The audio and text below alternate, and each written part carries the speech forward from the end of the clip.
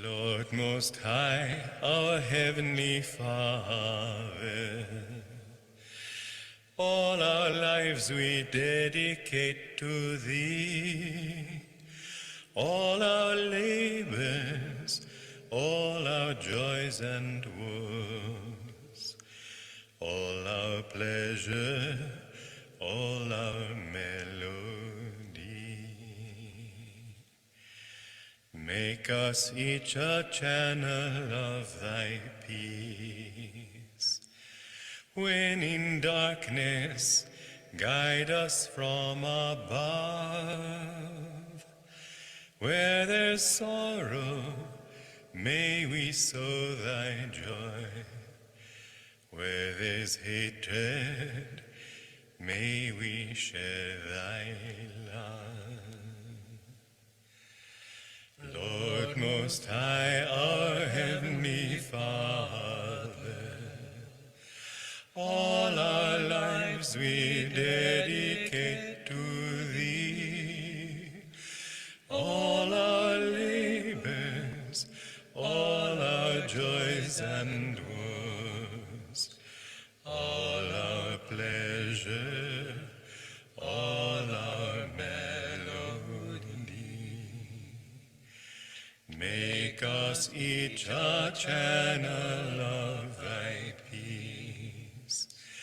When in darkness, guide us from above. Where there's sorrow, may we sow Thy joy. Where there's hatred, may we share Thy love. Well, it's wonderful of you all to come to share this event with me.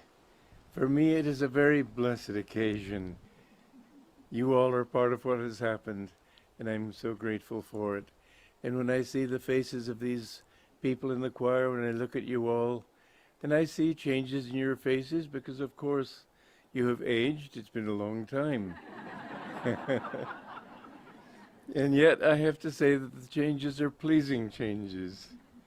It's nice to see more and more love and more joy in your faces. I think that the greatest satisfaction of my life is that. Thank you all. Watching all you singers here, each face was so dear. Each one in this audience, even though I don't know you all, I see purity and divinity and seeking in you, and I'm so happy to be here. Here at Ananda, people try to lift you up, and when you're having a hard time, people try to help you.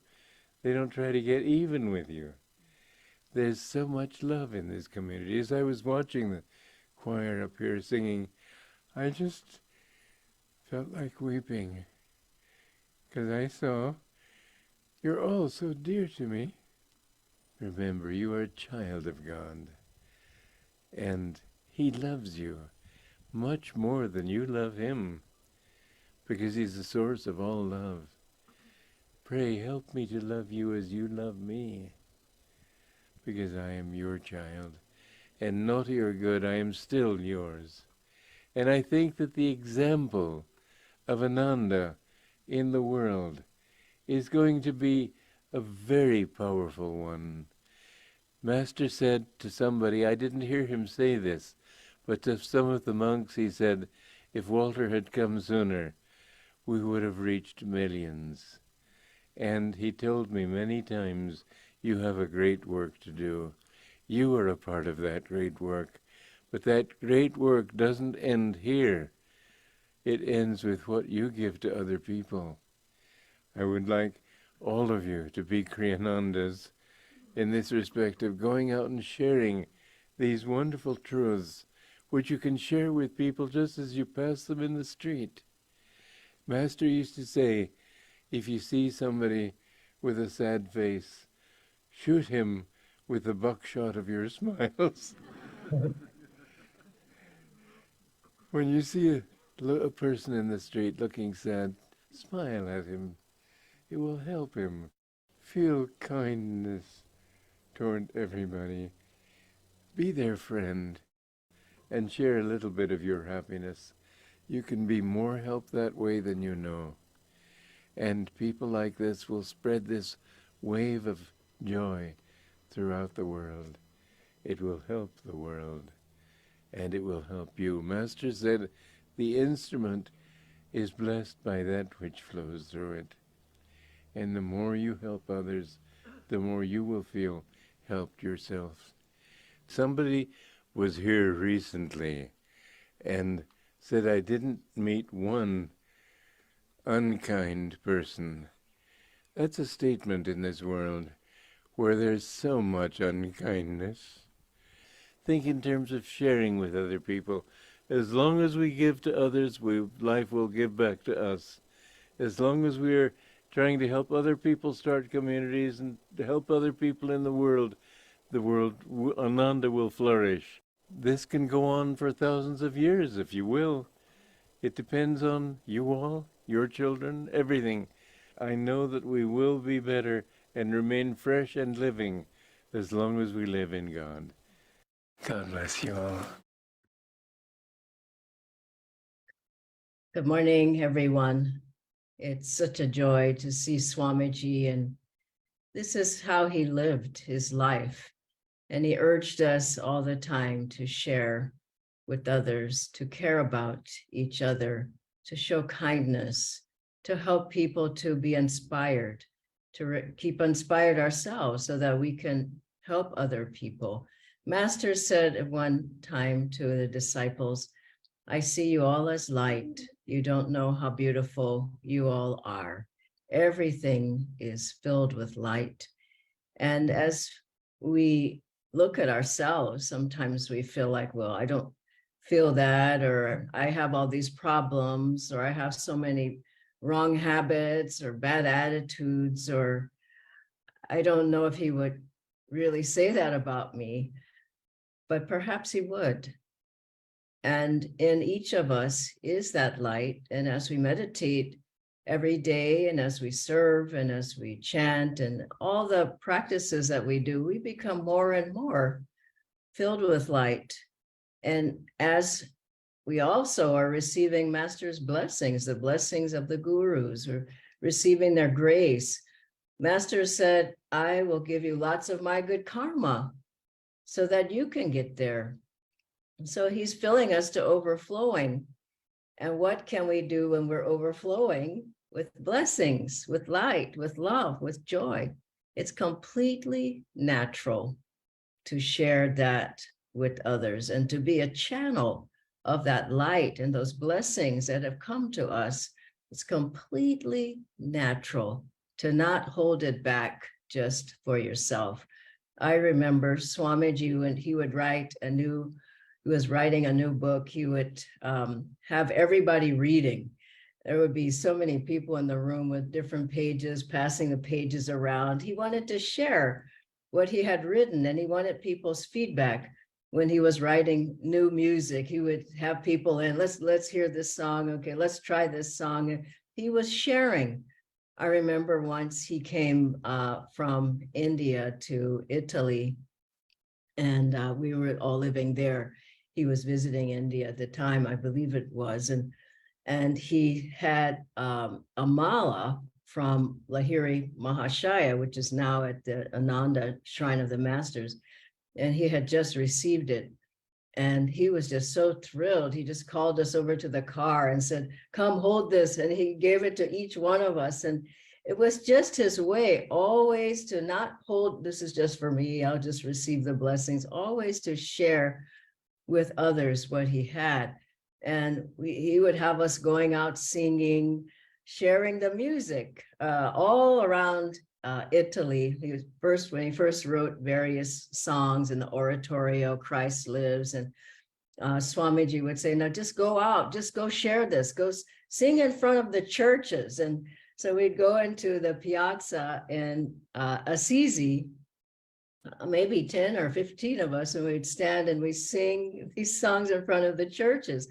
Sometimes Swamiji would be there, sometimes he wouldn't. And, you know, you were sort of a little bit embarrassed because it was just people just walking by. Few would stop, but not a whole lot. But we were just singing out with joy. And sometimes it sounded good. I remember once Swamiji was there listening to us, and we asked afterwards, Swamiji, how was it? Did it sound okay? And he says, well, you looked like angels. That was his response, meaning it didn't sound all that good, but we looked like angels. So we were still putting out the best vibration of love and joy that we could. And when we came to India, he just told all the teachers, just get out, go out, share, get master's teachings out, go all over India. He would bless each of us one by one and just send us out the door. And our whole thrust at Ananda is, yes, we receive from the masters, we receive from Divine Mother, but then we go out and we share with others. I'm just coming from a wonderful weekend of meditation group leaders retreat in Chandigarh, where there were 20 of us, maybe 25 of us. And it was so touching because everybody in the room wanted to share. That's why they were there. There were group leaders from Hyderabad and Chandigarh and various other places, Jaipur and others who will go out generally and help. And we just were there for 2 days, meditating together, chanting together, wonderful kirtan, and just talking about how can we share more? How can we open up more groups so that we can share more and give people master's teachings? And everyone had ideas and was enthusiastic and inspired. And one of my good friends shared a beautiful story of when she started our meditation group in Delhi, that their Sangha, we couldn't do programs at a certain place that was in Delhi, and we needed a place. And she said, well, I'll open up my home and you can start here. So we began to go to her house. Her name is Vibha. And it was just wonderful at her house, the satsangs, but she did it because she wanted to share. And I remember a time when she had a family emergency and it was very critical. It was a crisis. But still, she said, no, I'm going to go there. She was going to London, but she said, no, the house is open. You all come. And we said, no, we're going to come and we're going to pray for your family. And her family, it was one of her family members. They got better. We all stayed there and we prayed. And so as you share with others, then Divine Mother takes care of you. I've never seen it to fail. All of us can do something. I remember there was a time when Swamiji was going on a radio program, and people were, the radio announcer was there and some Ananda people, and maybe it was the second one, I can't remember, but he said, the radio announcer said, well, actually, I don't want you to come on, I want him. And it was Haridas, one of our acharyas here. And so Swamiji thought, oh my gosh, what is he going to say? He was brand new on the path, but the man said, I want to hear from somebody who's new what Ananda is about. And so he put Haridas on the radio program, and one of the questions he asked about was the astrological bangle. And what does hardly anybody know about that, really? But Haridas said, well, I'm really not sure what it does, but my guru, he told us to wear it, and I'm his disciple, and I got one, and I just feel in tune with him by wearing it. And that was just a wonderful answer.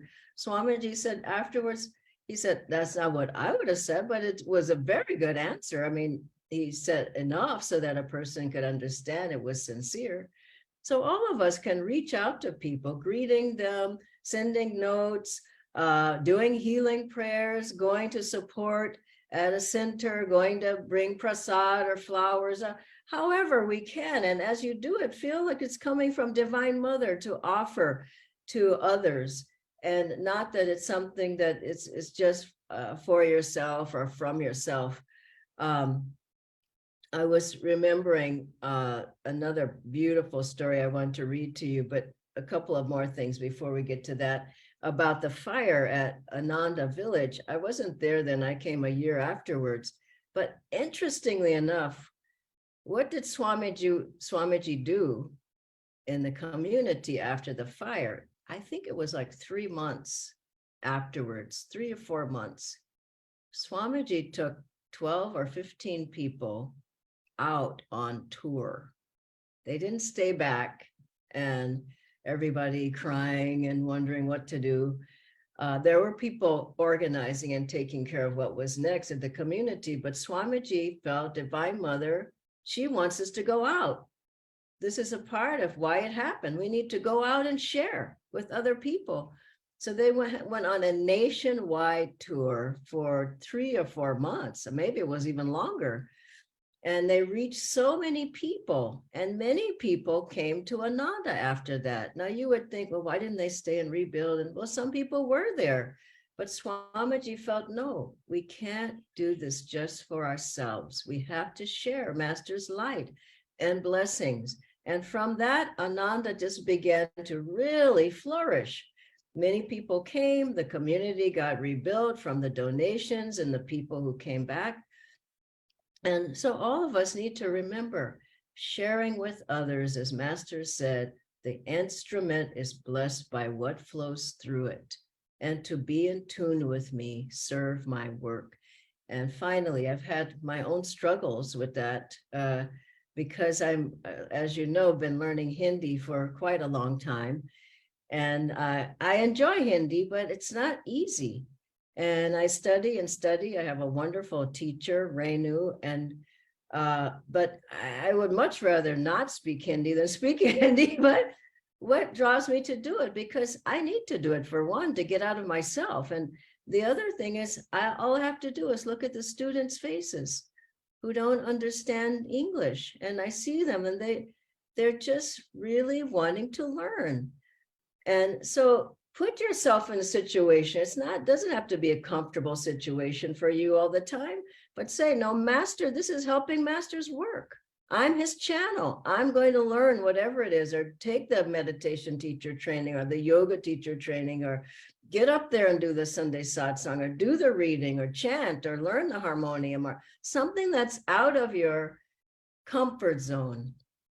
And I can testify that some of my greatest blessings in my life have come from sharing with people in Hindi, because it's something that's needed.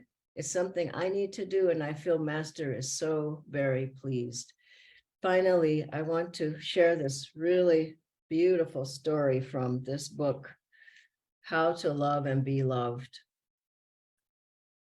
It's at the end of the book. It's called Buddha and the Courtesan. It's a short story. Buddha and his disciples underwent a curious incident, which left the disciples for a time puzzled as to the character of their master. The Buddha and his disciples were all vowed to celibacy and the renunciation of carnal love. And yet, one day, when the great Buddha and his disciples were resting in the cool shade of a tree, a courtesan approached him, attracted by the glowing body and face of the master. No sooner had she seen the celestial face of the Lord Buddha than she fell in love with him, and with open arms ran to Buddha to embrace and kiss him, exclaiming loudly, "Oh, beautiful shining one, I love thee." The celibate disciples were astonished to hear the Buddha's reply to the courtesan. He said, "Beloved, I love thee too. Do not touch me now, however, not yet." The courtesan replied, "You call me beloved, and to me you are my beloved. Why then do you object to my touching you?" The great Buddha replied, "Beloved, again I tell thee, I will touch thee later, not now. Then I will prove my true love for thee." The disciples were shocked, thinking that the master had fallen in love with the courtesan. Years later, as Buddha was meditating with his disciples, he suddenly cried out, "I must go. My beloved, the courtesan, is calling me. She needs me now. I must fulfill my promise to her." The disciples ran after the master, hoping somehow to save him, though he seemed madly in love with the courtesan. The great Buddha followed anxiously by his worried disciples, came to the same tree where they had met the courtesan before. There she lay, with her beautiful body covered with putrefying, odorous smallpox sores. The disciples cringed and held themselves far away from her. The Buddha, however, took her decaying body, held it like a child, and placed her head on his lap, whispering to her, "Beloved, I have come to prove my love to thee and to fulfill my promise to touch thee. I have waited a long time to demonstrate my true love, for I love thee when everyone else has ceased loving thee. I touch thee when all thy summer friends fear to touch thee anymore." Thus speaking, Buddha healed the courtesan and invited her, now purged by him of all carnal desire, to join his growing band of disciples. Om Shanti Shanti. What a beautiful story.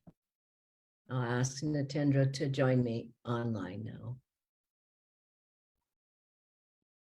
I am new and don't feel I can give anything to anyone yet.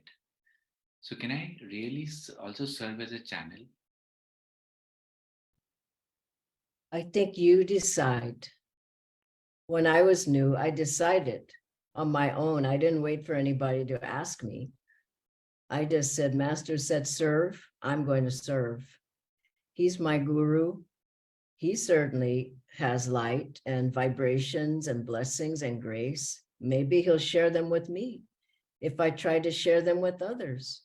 Maybe if I'm open and receptive, he'll actually use me as a channel. Maybe if I ask him to use me as an instrument, perhaps he will. And start in small ways. And I would say every day, all of you, ask Master, use me today. Today. Not when I become a disciple, when I take Kriya, when I go into Samadhi, when I realize, use me today as a channel. And I met one of my neighbors at the airport just this past weekend when I was going to Chandigarh, a lady that elderly lady, must be in her 80s. I see her walking in the community. And she was all by herself. And first we passed each other. I said hello, and she was sort of in a rush. Then I saw she was going to the same place as I was. She was at the same gate.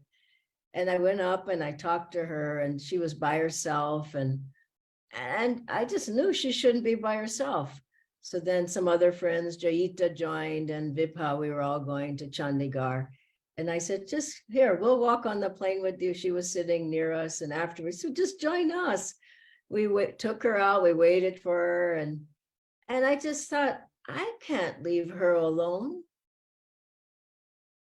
But people think, oh, what about my life? Oh, somebody's picking me up. Well, let me just rush off. And I basically was saying, join in the joy of the Sangha. And she was just so touched by that. It was just a little thing. You don't have to teach and preach and do all these things. Just think, like Swamiji said, just smile even if people don't smile back. Say hello. And there's so many ways to give. But the main thing is give God's love. You don't have to say you're doing it. I give. Just be it. And it will naturally happen. I see people at classes, and in the front row, I mean, I remember some classes Swamiji would give. And this was like when we were touring around, and the first row is important. If somebody's asleep or looking at their watch or reading a book, or it's just terrible. Even when you're in a class, just beam energy, put out energy. I know one of our monks, Rehant, who came from South Africa. He was in the home study course, and he dropped everything in South Africa. He came and joined the monastery. But the first day he was here, he just came from the airport. He came to West Delhi with Vineet, one of the other monks, for the Hindi Kriya that I was doing. I was trying to do. I did my best I could, and it turned out well, thank God. But Rehant was in the front row. He didn't understand one word of Hindi, and he smiled the whole time. And that really helped me to get through that Kriya. So there's so many ways you can be supportive and share the light with others. Thank you, Dhyanaji. The next question is, I feel shy and inadequate sometimes. So is it absolutely necessary to serve as a channel for the masters? And how can I get over this shyness? Yeah, what can I say? I used to be shy, believe it or not, but I just broke through because I would say try it. Try not serving as a channel and try serving as a channel. You have so much joy. There's so much light. There's so much energy flowing through. You just feel so uplifted, and there's more power flowing through you, burning up karma with masters' power flowing through you. You just make so much more spiritual progress. So I think it's up to you. Now, if you want to get rid of shyness, I would do affirmations. I would be with other strong people who are happy and joyful. I would serve with them. I would do other things, service at the center, service through online home study. Ask Master to help you to break out of it. I think, when we came to Ananda, it's your dharma to do certain things, and it was certainly mine to share Master's teachings, but I just didn't want to. I'm telling you, I was scared to death. And Swamiji didn't care. He just said, well, you must do it. My first talk, I was in San Francisco, of all places. I mean, it could have been some little town where nobody was there, but it was San Francisco at our Ananda Center. My notes fell on the floor. I had to either going to get down there and crawl down and pick up the notes or talk. And I just spoke. And it was, it turned out okay. And it got better and better and better. So I think you have to forget yourself. The thing is, everybody wants to look good all the time. You don't. You don't look good all the time. I think you have to realize that. I remember when Swamiji asked me to sing that song Cloisters for a group in Italy. We were at this big dinner. There were maybe 30 people, and he had just written a song, and I just didn't want to sing that song at all. I was sitting next to him. Dhyana, would you sing that song? I want everyone to hear it. It was terrible. I'm telling you, it was awful. I was embarrassed. I didn't feel good at all about it. Nobody laughed, but I was like, long I called you. It was the worst song ever. But next time I sang it better, then it got better. Then it got better. So, I mean, Swamiji was more, if it was your dharma, he pushed you into the deep end of the pool and said, start swimming. He didn't care if your ego was big. I mean, you had to get rid of the ego. So just be happy and be grateful that Divine Mother's giving you a chance to inferiority complex or superiority complex. They're both ego. I think you just got to know it. It's not like, oh, I'm nobody, I'm nothing, I can't do anything. That's just as bad as I'm everything, So neither is good. Okay, so next. We have a live question. Okay. It is hard for me to leave my sick family member and reach the center to serve. So how do I cope with that? Healing prayers from home. No? There's a lot of IT work that happens at home, isn't it? Website work, if you do that, database work, if you do that. There are things you can do at home as well, but healing prayers for sure you can do from home. Just get names every week and pray for people. No? That's serving as a channel, isn't it not? Yeah. You can help get Swamiji's books out, bookstores, Master's books.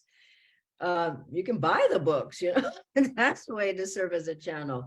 So I think the best thing is inwardly ask Master, what do you want me to do? I ask him every day. What do you want me to do? Not, oh, I want to do this. I've done this. I don't like this. I can't do this. I'm shy. I don't want to do. I don't have any money. I can't leave the house. Just say, Master, what do you want? And whatever you want, I want. If you help me, I'll do it. I mean, look at all the things people are doing. We've been here almost 20 years in India. It wasn't easy to come here. There were several times you just went, oh my God, what are we doing here? But I mean, people are still here. It wasn't easy for Swamiji. Swamiji spent the last 10 years, but he did it. He was, why did he come? Master sent him. All of you, he sent him for India. Look what's happening in India now from one person coming over here.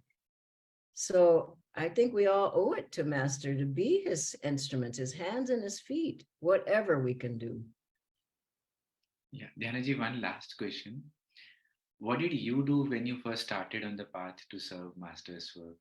And how did that help in your spiritual progress?